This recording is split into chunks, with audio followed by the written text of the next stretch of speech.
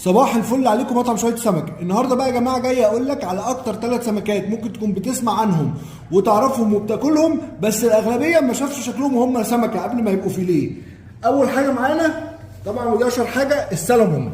طبعا كلنا عارفين السلمون وكل الناس بتاكل السلمون اللي هو بيبقى لونه كده من جوه بينك اهو.